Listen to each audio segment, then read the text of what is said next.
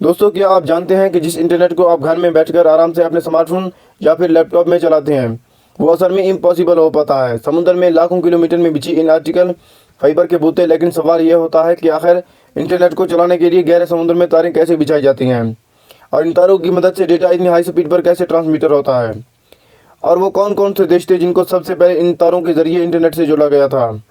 तो इन तमाम सवालों के जवाब जानना चाहते हैं तो बने रहिए आज की इस वीडियो के आखिर तक। दोस्तों, बदलते समय और ज़रूरत के मुताबिक इंसान ने कई मॉडर्न रिसोर्सेज की खोज की है, जिनमें से एक बड़ी खोज इंटरनेट है। इंटरनेट की खोज ने इंसान के जीवन को इतना आसान बना दिया है जिसके जरिए सिर्फ न सिर्फ दुनिया से जुड़ा जा सकता है बल्कि कई ऐसे काम चुटकियों में कर लिए जाते हैं जिनको करने में घंटों लगते थे। लेकिन इनमें सबसे पहले क्या आप जानते हैं कि गहरे समुद्र में इंटरनेट की केबल सबसे पहले कब और किन देशों के दरमियान बिछाई गई थी? अगर नहीं तो आइए जानते हैं कि समुद्र के नीचे केबल बिछाने का सिलसिला कब से शुरू हुआ। दरअसल 1858 में सबसे पहले अटलांटिक महासागर में ये केबल बिछाई गई थी, जिसके जरिए सबसे पहले अमेरिका और ब्रिटेन को इंटरनेट से जोड़ा गया था। हाल ही में कहा यह भी जाता है कि समुद्र में केबल बिछाने का काम 1854 में हुआ था, जिसको न्यूफाउंड और आयरलैंड के बीच एक टेलीग्राफ के तौर पर बिछाया गया था। लेकिन टेक्नोलॉजी एडवांसमेंट की वजह से आज के दौर में इंटरनेट की स्पीड बहुत बढ़ चुकी है। साथ ही तकरीबन 99.5% इंटरनेट का इस्तेमाल इन्हीं केबल के जरिए होता है। खैर, आपके लिए यह जानना भी इम्पोर्टेंट है कि समुद्र के नीचे कौन कौन सी केबल बिछाई जाती हैं और इनमें क्या क्या खूबियाँ होना ज़रूरी हैं। दरअसल ऑप्टिकल फाइबर केबल बिछाई जाती हैं जिसमें 3 कॉन्फिडरेट एलिमेंट होते हैं, जिनको कोर, क्लैडिंग और ऑप्टिक क्लैडिंग भी कहते हैं। कोर आमतौर पर प्लास्टिक या फिर कांच से बनी होती है और इस पूरे वायरों को सबमरीन केबल भी कहा जाता है, जो 100 से भी ज़्यादा वायरों का एक झुंड होता है। इस क्लस्टर की हर एक वायर 100 Mbps तक डेटा ट्रांसफ़र कर सकती है। लेकिन टेक्नोलॉजी इन्हांसमेंट के साथ अब इनकी स्पीड 1000 Mbps तक पहुंच गई है।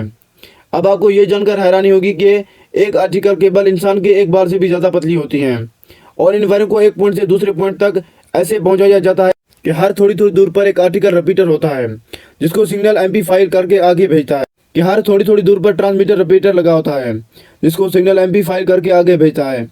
अब जो बड़ा सवाल आपके जहन में आ रहा होगा वो आखिर सबमरीन केबल को समुद्र में बिछाया कैसे जाता है। दरअसल सबमरीन केबल को बिछाने के लिए शिप में लगी क्रेन की मदद से ले जाया जाता है, जिसके जरिए इन केबल को समुद्र की गहराइयों में बिछाया जाता है और एक मशीन की मदद से एम्पलीफाई और रिपीटर को सही जगह पर फिट किया जाता है। अब आपको बता दें कि सबमरीन केबल को बिछाने और एम्पलीफाई को सेट करने की कीमत काफ़ी ज़्यादा होती है और यही वजह है कि ये केबल ग्रुप में बिछाई जाती हैं।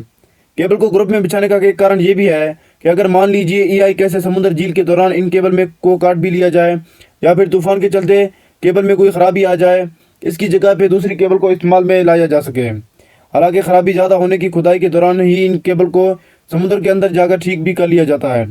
खैर, ये बात तो थी फाइबर कनेक्शन की, जिसके ज़रिए आज लगभग 99 पॉइंट इंटरनेट चलाया जाता है। लेकिन वो कहते हैं ना, इंसान की ख्वाहिश कभी पूरी नहीं होती।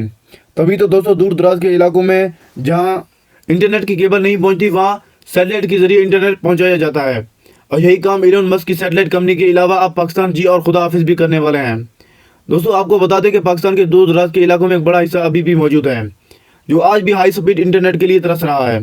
जियो फाइबर कनेक्शन का वहाँ तक पहुँचना मुश्किल है, इसीलिए कई कंपनियों ने ऐसे इलाकों में सैटेलाइट की मदद से इंटरनेट पहुँचाने की कोशिश की है और इसी के लिए 2024 का साल टारगेट रखा गया है। खैर, 2024 तक पाकिस्तान के दूर दराज के इलाकों में हाई स्पीड इंटरनेट पहुंचाने का काम अपना टारगेट पूरा करती है या नहीं, ये तो हम नहीं जानते, लेकिन हमने इस इन्फॉर्मेशन की जानकारी आप तक पहुंचाकर अपना टारगेट ज़रूर पूरा किया है।